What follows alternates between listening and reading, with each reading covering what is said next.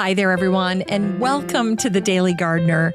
And thank you for listening. I'm your host, Jennifer Ebling. It's January 29th. Today we celebrate a woman who helped change the way pesticides were used in the United States. We'll also learn about the man who taught thousands of people how to prune and graft fruit trees, and he also founded the Home Orchard Society. We'll hear about how to prune willow trees with one of my favorite gardeners. And we grow that garden library today with a lovely set of postcards. They're so pretty, you just may want to display them. And then we'll wrap things up with a marvelous article about a source of winter joy for gardeners, scented houseplants. Now, before we get to all of that, I just wanted to take a second to ask you a favor. If you have time this week and you haven't done so already, go ahead and leave a review for the show over at Podchaser. And also, I wanted to invite you to sign up for the Daily Gardener Friday newsletter. This is a fun little email that you can get from me every single Friday. And I try to make the newsletter like you're getting a little note from a garden friend. I share what's going on in my own home and garden, along with new ideas and garden inspiration that I save up all week to share with you. In addition, you'll get an extra dose of botanical history and literature to get you through the weekend. So just head on over to the website for the show, thedailygardener.org, and sign up for the free Friday newsletter today. Here's today's curated article. Today's article was shared over on the Steel website, and it's called 8 Steps to Create a Stunning Winter Garden. You know, the time to create your winter garden is in the summer. There's not much we can do about it right now, but we can use our current garden as our baseline. And so if you're looking outside and you're not impressed with what you're seeing, give this post a look at and see if you can find some inspiration in the 8 steps that Steel offers to help you create a truly spectacular winter garden. In addition to helping you choose the right shrubs and containers, this post talks about how to add drama with different stems and bark, in addition to underplanting so that you can hide bare soil or dreary areas in your garden. And don't forget about providing berries for the birds. These are just a handful of the tips that Steel offers in this post. And if you'd like to read all of them for yourself, all you need to do is search for the word 8, EIGHT, in the Facebook group for the show, and this post will pop up. And if you're not already in the Facebook group for the show, don't worry, it's super easy to join.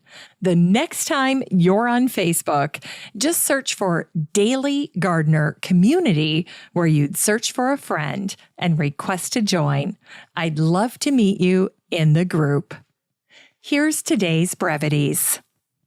It was on this day, January 29th, in 1958, that a letter to the editor appeared in the Boston Herald in Section 3 on page 14, and it was titled Evidence of Havoc by DDT, and it was written by a Duxbury resident, journalist, and nature lover, Olga Owens Huckins. Olga and her husband, Stuart, had created a little bird sanctuary around 2 kettle ponds on their property. It was a place where, quote, songbirds sang, ducks swam, and great blue herons nested. When the Massachusetts State Mosquito Control Program began spraying in the area, Olga observed birds and insects dropping dead in her garden. During that time, the DDT was sprayed at a rate of 2 pounds per acre. And the day Olga's property was sprayed, The pilot had extra DDT in his tank, and he decided to dump it right over Olga's land. As a former Boston newspaper reporter, Olga voiced her anger and frustration the best way she knew how. She wrote about it. She wrote, "The harmless, quote-unquote, shower bath killed 7 of our lovely songbirds outright. We picked up 3 dead bodies the next morning, right by the door. They were birds that had lived close to us, trusted us, and built their nests in our trees year after year." After writing the paper, Olga wrote another letter to an old friend named Rachel Carson. Olga wanted Rachel to help her find people in Washington who could provide more information about the aerial spraying of DDT. Olga's letter sparked 4 years of research for Rachel, and she put it all together in a book called Silent Spring. Rachel's book opened people's eyes to the hazards of DDT, and public opinion eventually forced the banning of DDT in 1972. Today, Olga and Stewart's property has new owners, but they continue to preserve the site as a bird sanctuary and also as a way to honor the brave women who stepped forward when it was put in harm's way. Olga Huckins and Rachel Carson. And today is the anniversary of the death of the founder of the Home Orchard Society, Larry L. McGraw, who died on this day, January 29th, in 2005. Larry's obituary stated that pomology was his passion for more than 50 years. Pomology is the science of growing fruit. And in an effort to preserve fruit trees in the Northwest, Larry began collecting scion wood specimens in his 20s. And he founded the Northwest Fruit Explorers, an organization that acted as a clearinghouse for fruit information and fruit growers. During his retirement, Larry worked as a horticulturist for the Oregon Historical Society. One day, Larry discovered an envelope that contained apple seeds that were 100 years old. The letter inside the envelope referenced Marcus Whitman and his orchard. Now, Marcus Whitman was a doctor who led a group of settlers west to Washington state by wagon train. His wife was named Narcissa, and she was very bright and a teacher of physics and chemistry. Marcus and Narcissa were part of a group of missionaries, and they settled in an area now known as Walla Walla, Washington, and apparently they had an orchard. Beyond that, their time in Washington was not fruitful. They attempted to convert the local Native Americans to Christianity, but they were unsuccessful, mainly because they didn't bother to get to know or understand them. And sadly, their only daughter drowned when she was 2 years old, and then Narcissa's eyesight began to fail. When the Native Americans came down with measles, they blamed the settlers, and they specifically blamed Marcus since he was the town doctor. And after almost all of the Native American children died, the surviving adults launched an attack on the settlers. The Native Americans killed Marcus and Narcissa in their home on November 29th, 1847, and the event became known as the Whitman Massacre. And so the seeds that Larry found were one of the last pieces of the Whitman legacy. And unfortunately, Larry's attempts to germinate the Whitman apple seeds were unsuccessful. However, Larry did successfully obtain apple trees from Russia for his Portland orchard. By 1973, Larry had over 300 varieties of apples growing in his garden. 2 years later, in May of 1975, Larry hosted a meeting with a group of other orchard growers. It was the first official meeting of the Home Orchard Society. During his lifetime, Larry taught thousands of people how to prune and graft fruit trees. And during his 50 years of researching apples, Larry estimated that he had come across over 2,000 different apple varieties from all over the world. In Unearthed Words, today's words are from the garden writer and gardener Beth Chatto from her garden notebook for the month of January, where she talks about pruning willows. How often do you prune your willows, you may ask? It varies. We have to consider the vigor of different varieties and also, of course, the amount of time we have to spare. We do not always do what is ideal. If you can manage it, I think it's probably best to prune every year in February, removing about half the shoots, leaving the youngest, brightest looking stems. Some we prune every 2 years. Others we leave a little longer, but not too long. I once left the rosemary willow, Salix eleagnus rosmarinifolia, for several years. With long, fluttering gray leaves, white-backed on purple stems, they made superb specimens. I was loath to touch them, but eventually found we had to restrain them from smothering other good things. Faced with the huge framework in winter, how hard dare I cut? Gingerly, I went round, saw in hand, cutting off vast pieces, but leaving, to my mind, an acceptable framework. Along came a young member of staff who, not before consultation, confidently took the saw and slaughtered my framework almost to the ground.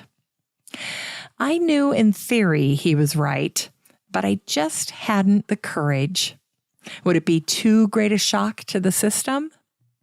Well, they were slow to start, but by the end of the season, they looked magnificent.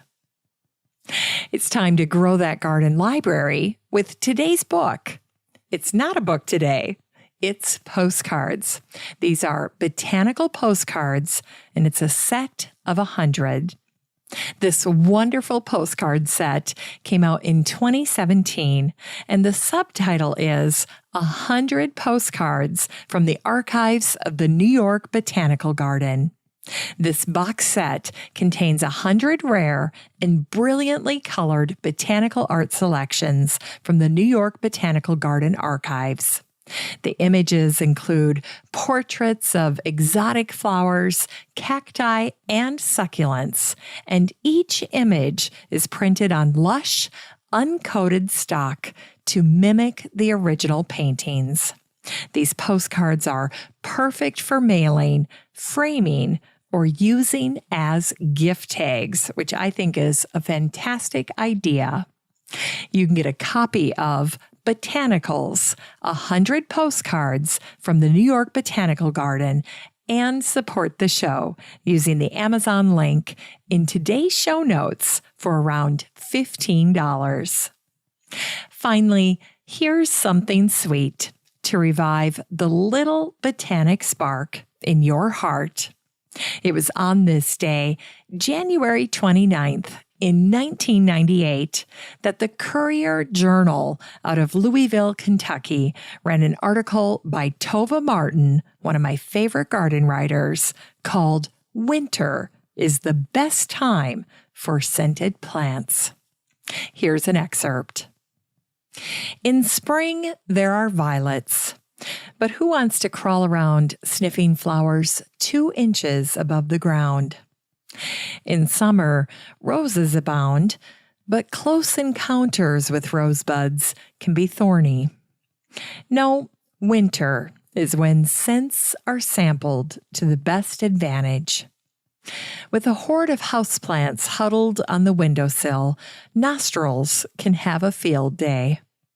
Fragrant plants, however, have one slight drawback. They're not very showy.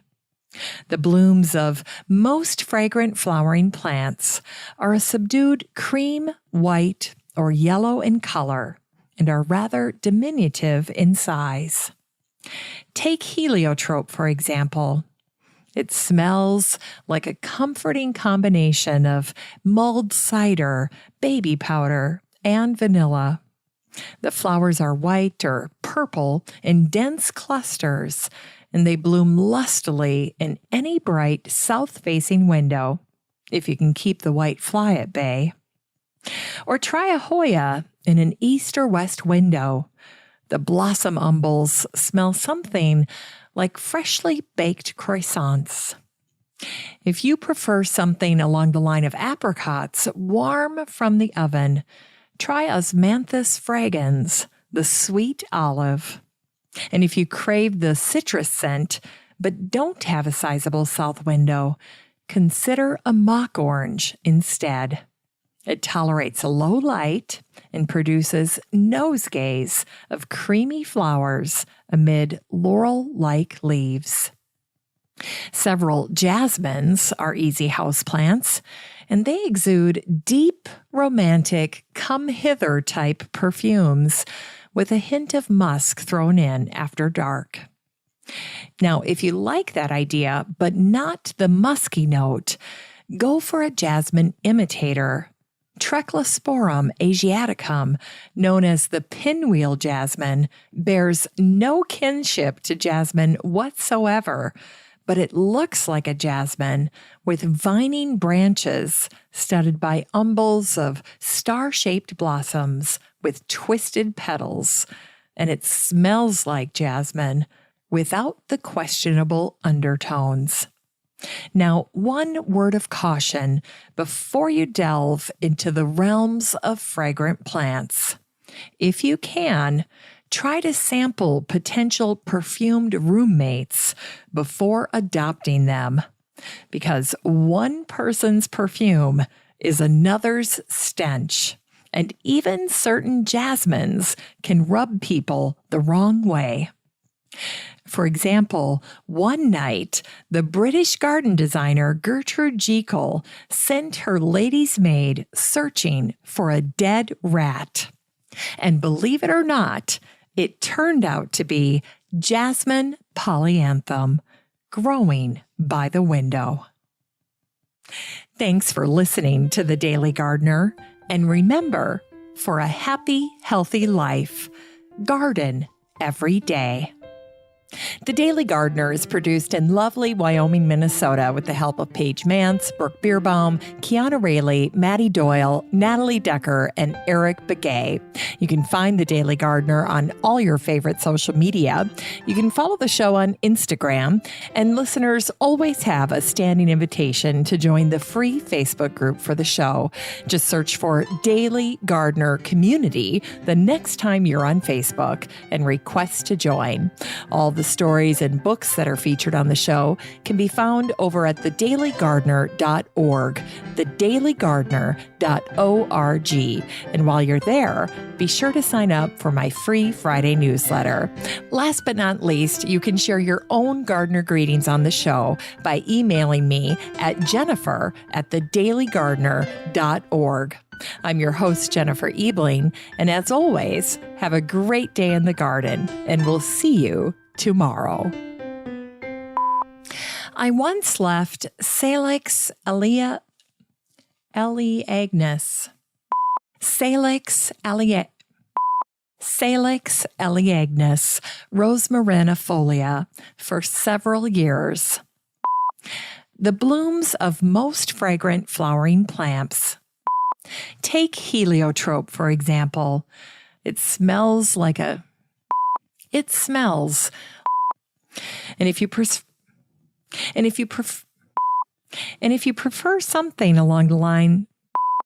And if you prefer something along the line of apricots, warm from the oven, try Osmanthus fragrans, the sweet olive.